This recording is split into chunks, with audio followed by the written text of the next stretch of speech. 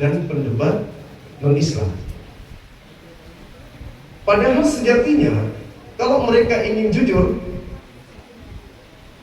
metode yang mereka gunakan, historical gramatikal ini, terkait dengan tokoh yang mereka sembah, baik yang keluar dari kubur, ya, itu harusnya mereka gunakan juga terhadap Nabi Muhammad SAW. Jadi mereka melihat dari muara sampai ke bawah, tokoh yang mereka ambil, mereka angkat menjadi setara dengan Tuhan, Eloa Abraham, Eloa Ishak, Eloa Yakub. Itu mereka menggunakan metode itu, sehingga mereka mengatakan ini nubuah untuk yang kita sembah hari ini. Tapi kalau giliran Nabi Muhammad ditolak. Padahal kalau mereka ingin menggunakan metode sederhana seperti yang mereka gunakan awal mula, metode Mitras atau metode PCR, Nabi Muhammad bisa duduk di dalam kitab yang mereka genggam hari ini. Bisa. Dan saya sendiri dengan teman-teman saya bisa membuktikan. Kalau yang mereka gunakan adalah metode terbalik. Apa itu? Melihat situasi saat ini, lalu memandang ke belakang. Mana yang cocok dengan tokoh yang diceritakan masa lampau itu dengan keadaan sekarang. Contoh misalnya, salah satu di dalam kitab yang mereka gunakan, Ulangan 32 nomor 21. Ulangan 32 21. Apa yang diterangkan di sana?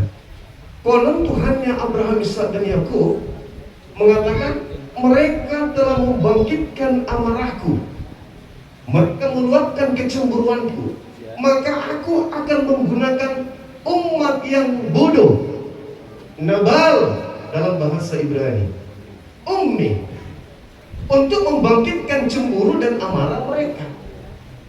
Jadi dalam tafsir, artinya bahwa pencipta langit dan bumi ketika murka kepada mereka, pencipta langit dan bumi menggunakan bangsa yang ummi ini menjadi alat untuk membalaskan dendamnya terhadap Bani Israel yang tadinya adalah umat pilihan. Ini maafun kata Allah. Terjadi nggak hari ini? Terjadi. Bagaimana Palestina? Non-stop. Kalau kita meninggalkan bahwa itu bukan umatnya Nabi Muhammad yang disebut ummi di sana, lalu siapa? Itu yang pertama. Kemudian berbagai macam dalil di dalam kitab mereka, Ulangan 33 nomor 2. Tuhan akan datang dari Mesir, lalu beranjak ke Zair, lalu menuju terakhir ke Paran, gurun Paran. Mesir Nabi Musa, Zair Nabi Isa, dari gurun Paran siapa? Cari. Maka metode yang harusnya mereka gunakan adalah metode yang dulu mereka gunakan juga, yaitu metode PCR atau Mitras, mengambil konteks, meninggalkan jejak histori. Kenapa bisa demikian? Karena tak ada jaminan kalau yang mereka pegang ini adalah betul-betul murni terjemahan dari kitabnya Nabi Musa. Mereka tidak punya syarat, tak ada syaratnya. Jadi kalau dikatakan misalnya dalam surah Al-Baqarah ayat 146, bagaimana kemudian Allah menceritakan mereka mengenal Nabi Muhammad sama seperti mereka mengenal anak sendiri. Tapi kemudian mereka pasti, Allah memastikan, pasti di antara mereka ada yang menyembunyikan kebenaran itu, padahal mereka tahu. Nah, ini yang diterangkan kemudian oleh Al-Quran. Sehingga kami yang belajar tentang Bible, kami menemukan indikasi-indikasi kuat itu menuju kepada baginda Rasul Muhammad SAW. Ketika dikatakan di dalam Kejadian 49 nomor 10, tongkat kerajaan Israel Yehuda tidak akan berpindah, pemerintahan tidak akan beranjak dari kakinya sebelum yang berhak datang untuk mengambilnya, yaitu Dia yang mampu dan sanggup menaklukkan hukum-hukum kepada seluruh bangsa-bangsa. Siapa itu? Nabi Muhammad SAW. Meskipun tidak disebutkan namanya di situ, tapi secara pendekatan PCR dari hari ini menuju ke konteks awal, tak ada lain selain baginda Rasul Muhammad SAW. Di dalam kitab Yesaya 29 nomor 12, apabila kitab termaterai itu diberikan kepada seseorang yang tidak bisa membaca, maka dia akan berkata, aku tidak bisa membaca. Siapa itu? Meskipun tidak disebutkan lagi namanya di situ, tapi secara pendekatan PCR, metode, tak ada yang lain selain baginda Rasulullah Muhammad SAW. Tak ada yang lain. Begitu juga ketika yang mereka sembah mengatakan dalam Yohanes 4:21, ada saatnya nanti kerajaan Tuhan akan diambil daripadamu dan akan diberikan kepada siapa yang akan menghasilkan buah kerajaan itu. Para nabi di dalam kitab mereka sujud, syahadat, sholat, puasa, sunat, tidak makan babi. Mereka mengkuduskan hari-hari yang dikuduskan oleh Tuhan kepada mereka. Nah, siapa kemudian yang membuahkan kerajaan tersebut? Umat Islam, umatnya dari Muhammad.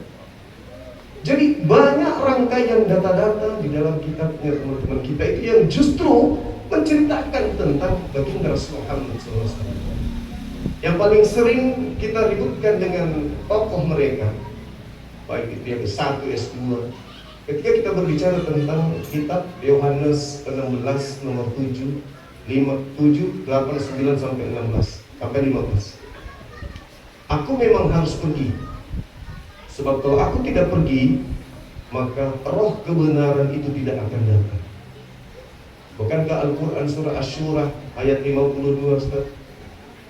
Al-Quran itu adalah roh. Nabi Muhammad diperintahkan untuk membimbing seluruh manusia. An-Nahl ayat 44, Nabi Muhammad diberikan az-zikr, itu memberi petunjuk pada seluruh manusia. Nah, ayat itu apabila ia datang, ia akan memuliakan aku. Kita setiap menyebut nama beliau alaihi salam, alaihi salam, alaihi salam. Kalau beliau datang, kata Isa dalam kitab mereka, beliau akan memuliakan aku dan beliau akan mengajarkan segala sesuatunya tentang hukum-hukum, keadilan, dan penginsafan dunia akan dosa. Lalu siapa? Kalau bukan baginda Rasulullah? Tak ada yang lain. Kita mau cari siapa? Pak Pompom nggak cocok, Stevie nggak cocok. Satu-satunya baginda Rasulullah Muhammad SAW. Nah, ini makanya dengan kehadiran kami sebagai apologet Islam menjadi halangan terberat bagi kelompok-kelompok tertentu dari saudara-saudara kita di luar. Mereka tidak lagi nyaman dengan adanya kita sebagai seorang Muslim yang lebih paham dari Bible dari mereka sendiri. Kenapa kami mengatakan kami lebih paham? Ya, kami sudah berdialog langsung, tatap muka langsung dengan tokoh-tokoh mereka, tapi kami belum pernah menemukan di antara mereka ada yang paham Bible, meskipun titelnya itu S1, S2, S3, S tahun-tahun dan seterusnya belum. Terakhir 2 malam yang lalu saya berdebat dengan salah satu pastor. Data yang sangat sederhana sebenarnya, hidup kekal. Kalau di Islam, Al-Quran surah As-Saff yang disinggung guru kita tadi, Nabi Isa alaihissalam diutus kepada Bani Israel, dan itu adalah konsep iman kita. Beriman kepada para nabi termasuk Nabi Isa. Itu diterangkan sangat jelas di dalam kitab mereka Yohanes 17 nomor 3.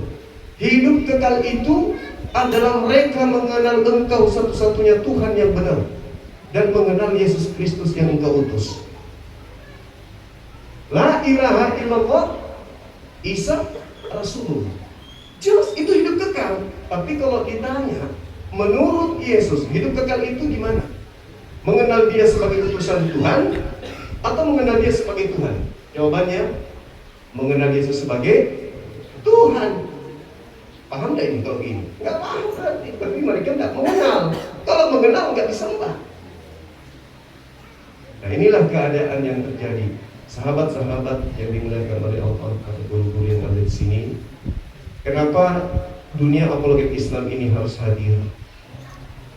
Dikarenakan Al-Quran kita sendiri yang menjelaskan bahwa orang-orang kafir di luar sana itu adalah wa iyyadu'una illa syaitan marida. mereka adalah penyembah-penyembah iblis yang durhaka.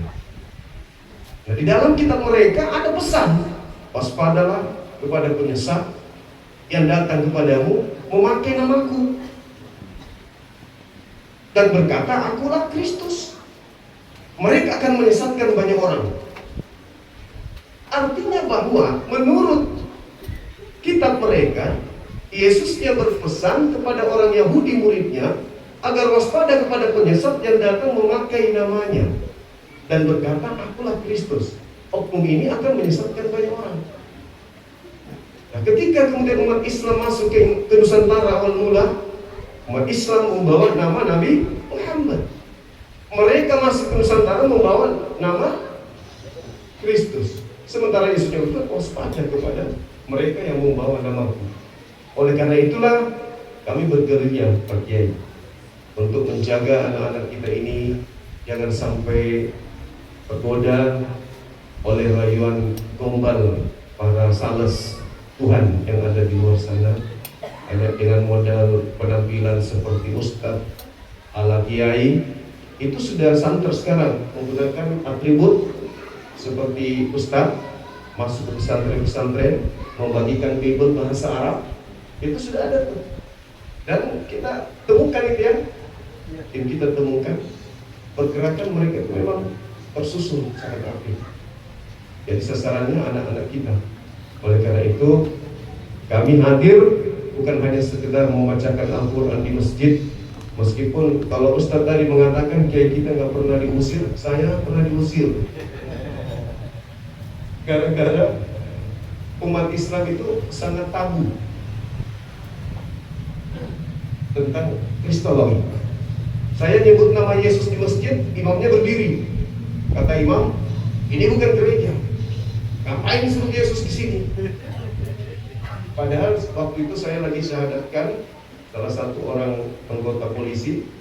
Waktu itu saya syahadatkan, bukan saya nikahkan. Kalau saya nikahkan, tidak mungkin saya sebut Yesus. Dan saya bersaksi bahwa Yesus itu hanyalah ciptaan Tuhan. Gara-gara itu aja Pak Imam berdiri. Ini masjid Pak, jangan sebut nama Yesus di sini. Saking awamnya kita terhadap musuh yang senantiasa punya rencana.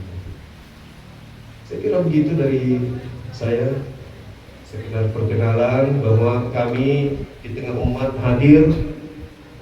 Insya Allah ke depannya kita juga berencana membuat pondok pesantren apologet Islam Indonesia. Salah satu kurikulumnya itu adalah membekali siswa kita, santriwati kita, santri dan santriwati bahasa asli Ibrani dan juga bahasa Yunani, bahasa Arab, bahasa Inggris. 4 bahasa ini akan kita gunakan untuk menggodok generasi ke depan agar mereka sembari mereka mendakwakan Islam, mereka juga mendakwakan untuk menghalangi gerakan-gerakan pemberontakan ini. Saya kira demikian, Bapak Ibu sekalian. Mohon maaf ketika ada kata-kata yang kurang berkenan. Mudah-mudahan apologet Islam Indonesia ini bisa diterima di hati umat Islam, sehingga kami bisa menjalankan fungsi kami untuk membangun pergerakan pendangkalan akidah. Saya kira demikian. Saya akhiri wabillahi taufiq wal hidayah. Assalamualaikum warahmatullahi wabarakatuh. Waalaikumsalam warahmatullahi wabarakatuh. Allah kepada Bang yang sudah memberikan banyak informasinya, banyak pengetahuannya kepada kami para jemaah yang mungkin banyak belum tahu atau awam. Untuk itu lanjut doa pada Tuhan yang Ustaz Santo. Alhamdulillah ghafuri lil aqdil ghururi wa